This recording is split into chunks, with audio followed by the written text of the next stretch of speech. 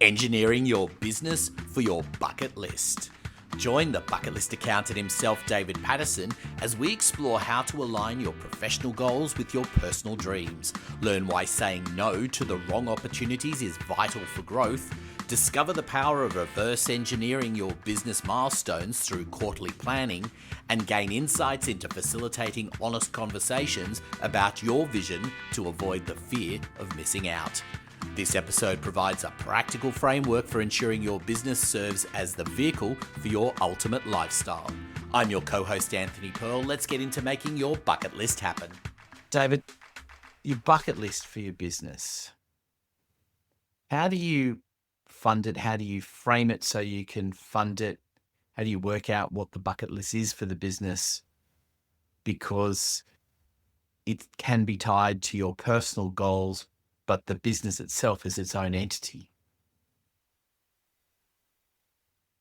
Oh, absolutely. And as important as it is to have your personal goals, it's just as important to have your business goals as well, because they're very closely linked and tied together, these two things. So you need to have an understanding of your business goals and how you're going to achieve them so that you can work towards them, so that you can tick them off, so that then you can start ticking off your personal goals. So it's each one are as important as the other. And I think to your point, it's really about the business. Ultimately, you're in it so that it's going to fund your personal goals. So whilst the business needs to have its own goals and you need to be aware of that and moving that, ultimately it does need to be tied back, because at the end of the day, why do we work? Well, we work because we love it and we enjoy giving back, and that should always be a central focus of a business. But ultimately we work because it then affords us to be able to do the things that we want to do, hence your personal bucket list.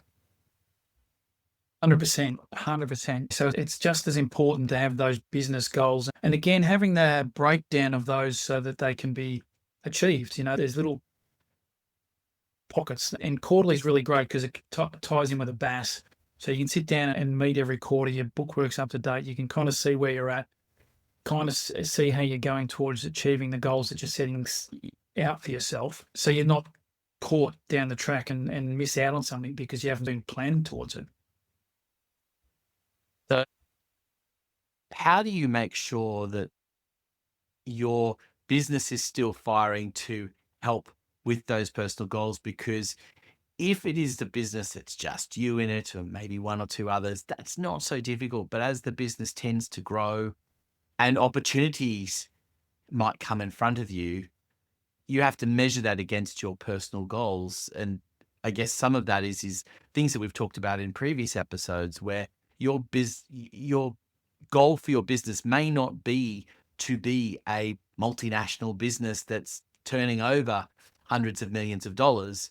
It might be on a smaller scale. And so there are opportunities you might say no to because you don't want it to go down that path, because your personal goals draw you back in. So how do you make sure that things are aligned and that you are achieving those personal goals? I think the most important aspect of this, and it's a good point you make, is having that clear understanding of what your business goals are and what your personal goals are.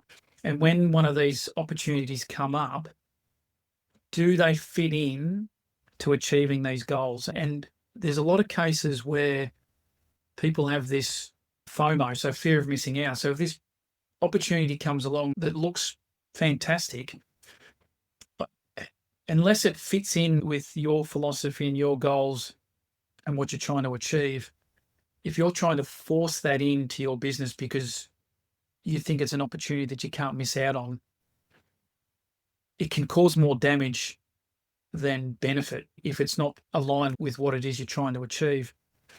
And there's nothing wrong with passing up on opportunities that don't fit in with what you're trying to achieve. Yeah, and I think that's an important aspect, isn't it? That if the personal bucket list is aligned with the professional bucket list, then that shouldn't be an issue. It should give you a clear course of what the actions are, whether it's investing more or deciding not to do something or deciding you should do something. They need to be aligned with one another, and people that are working in the business with you need to be aware of that as well, because that can develop a degree of frustration if someone thinks, oh, there's a really great opportunity and you could do this, this, and this, but you realize that's not aligned with what you want to do. That's going to have some clashes. So how important is it that not only your own bucket list, but your personal bucket list, but the bucket list of those people that are working in the business and the general values are all aligned? Oh, it's extremely important. I think it's to share with the whole team what your goals are, and even from the business owner having an idea of what the goals of their team are. It's all important, and it all works towards creating a cohesive unit that all knows what they're working for, what they're trying to achieve, and they can all then understand that, this potential opportunity that's out on the side, whilst it might look good, doesn't align with what we're all trying to achieve, doesn't align with the values of what we're looking at. And it's just one of those opportunities that pop up from time to time that you just have to let pass. But you're right, if you haven't shared your values or your goals of what you want the business to achieve, people within your team may be looking at this opportunity and saying, we need to get this in, we need to get this in, and then don't understand why you say no. You need that kind of alignment with everyone so that you can work as best as you possibly can. So in terms of doing that, how difficult, easy is it to facilitate that kind of a conversation? And indeed, is that something that you're facilitating as well in some way, whether directly sitting down with them or indirectly encouraging them and teaching them how to do that? Yeah, well, it depends on how inclusive they've been in the past as to how difficult that conversation is. If they've never had the conversation with their team, it can be a little daunting at times, because you kind of open yourself up to say, here are the dreams and goals that I've got for my business. Can open you up for being judged and comments and everything else. But I think the hardest part is to start the conversation, and that's where I can join in and sort of be that person in the middle to facilitate the thing, to say, well, this is where we're at. Here are the goals of the business owner, and start to have the conversation with the team as well to get a feel for what their goals are as well. Now, sometimes these conversations will end up in people that are currently working for you not working for you anymore, because they realize and understand that their goals and values aren't aligned, which is fine. There'll be someone else out there whose goals and values are aligned with what you're trying to achieve, and ultimately you'll end up in a better place. So there can be difficult conversations, but at the end of the day, that difficult conversation can quite often turn out to be the best conversation for both parties. So the more you can involve your team in what your business goals are, the better chance you've got of achieving them, I think. I think, that is a conversation that needs to be had on a regular basis. Obviously, you want to ideally have that conversation before they start in that particular case, but it is important that everyone's on the same page as to where the business is going and what it's trying to achieve, because there is a world of difference between a lifestyle business, between something that wants to become a franchise, something that wants to become a global enterprise, something that wants to buy a bunch of other businesses and go off and do other things. Like, there's so many possibilities and opportunities that you can find yourself in business. And indeed, it's very easy to find yourself with another business within the business that you didn't realize you had until you start working on these things. And then all of that has to come back to this: is it achieving what you wanted to do? And I think then it leads to, how do you actually engineer it so it does achieve what you want to do?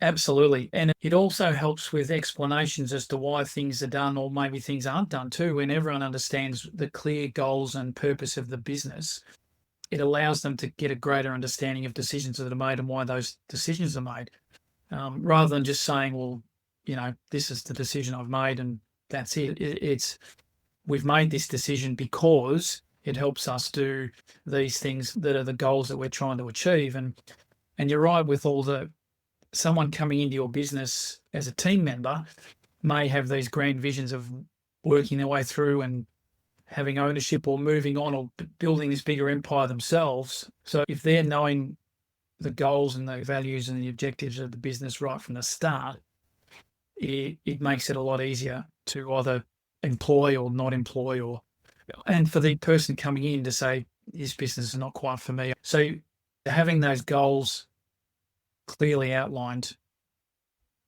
just makes for a smoother operation in the business. Hey everyone, just a reminder, check out the show notes. There is lots of information in there, including a link you can click on to download a workbook from this episode, dedicated to just this episode, and it will have information about all of the tips and tricks that David has given in the episode, things for you to fill in and think about so you are on your journey for your bucket list action steps, as well as some key takeaways and quotes from the episode. So you don't want to miss that one. Please go and check it out in the show notes.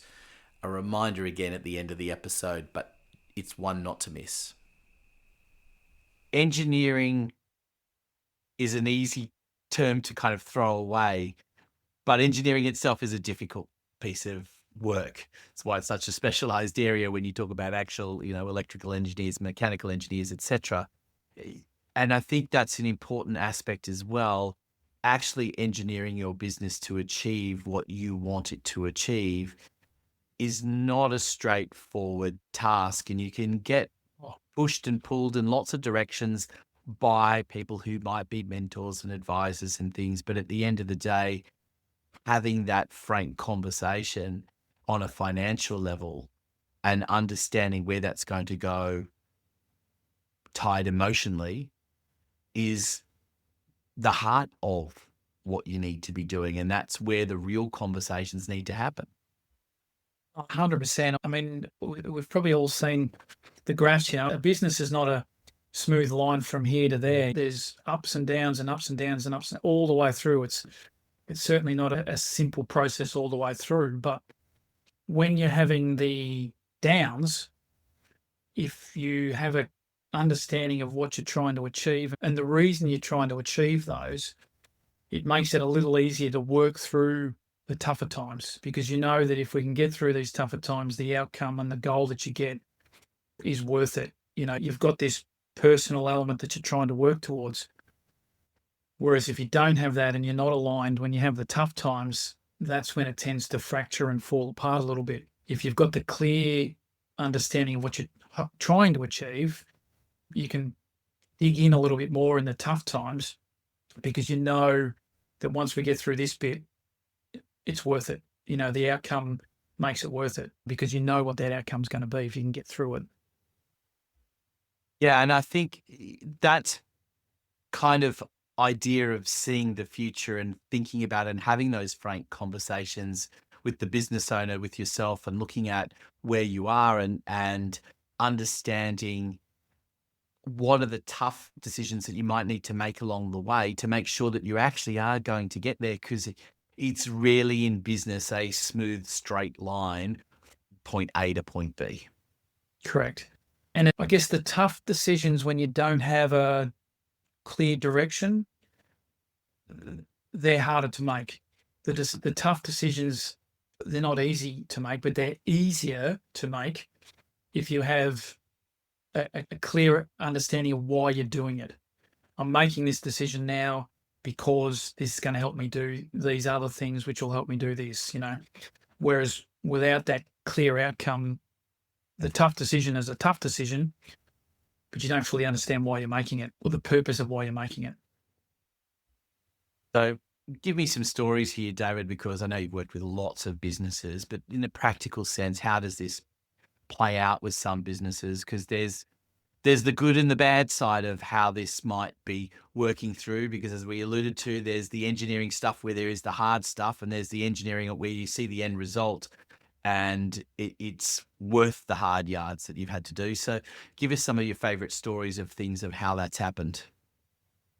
I think the one in particular, and I've referenced this one before, a business owner who was really stuck, a lot of debt, a lot of problems with team members, just not knowing where or what decision to make to help free them up. And that was causing so much stress that they couldn't make a rational decision. So what we've done is, I mean, this is a while back now, but we were able to sit down, and because they didn't have a clear goal of what they were trying to achieve. So we actually sat down, and the first thing we did was say, okay, let's forget about the business for a minute. Let's have a talk about what it is that you want to achieve, what the goals are that you want to do. And we got those down. Then with those personal goals in mind, we went back into the business and said, okay, what are the things that are in here that are going to stop and block and hinder you from achieving those goals? At that point in time, there was one team member in particular who was blocking at every move. That won't work because of this, that won't work because of this. So the client sat down with the entire team and said, right, here's what we're trying to achieve in the business. Here's what I want to do. Here's my vision. And I want to get the business from this point to this point. And if we can do that, kind of everyone's a winner. And this person, the team member, was still kind of going, this is not going to work. That's not going to work. We were able to then have this conversation, and the business owner came to the realization that we need to move this team member on. And they were able to do that in a less stressful, it was still stressful, but a less stressful way, because they knew that removing this team member was going to free the rest of the business up to be able to get to where they wanted to go. Before, when they didn't know the direction they were going in and just sort of doing their work, the decision was just too hard to make because they didn't have a reason why they had to make it, So it was just a good example from my perspective of the importance of knowing why you're in business and what you're wanting to achieve out of it in the long run and the short run. I suppose we should kind of wrap this conversation up by saying, are there some particular steps in an overall sense that we can give people as tips to start taking, to start thinking about this and putting some actions in place to start this process of engineering it? Yeah, there is. The first step is stopping, thinking, taking some time out, or spend a Saturday or a Sunday and having a think about where you want the business to get to and why you want the business to get there. They're the two most important elements that you need to do first. Once you get those two bits in place, then you can reverse engineer and go, okay, well, what are the things that I need to start to do so that I can get there at a certain point in time? Reverse engineering it and then breaking that part down even further so that it becomes smaller, manageable chunks, so that you know that, okay, I take this step, then I take this step, then I take this step, and then I take this step. And you know that you're heading down the path that you want to head because you've worked out what the end goal needs to look like. I think if you haven't got that, you don't know whether you're making the steps in the right direction. So that's step number one, is to have the ultimate goal written down and having a clear understanding of what that is. The Bucket List Accountant podcast is brought to you by David Patterson and his team at Bucket List Accountant. Go and visit their website for more information, details of course in the show notes. I'm Anthony Pearl, your host from Podcast Done For You. We look forward to having your company in the next episode.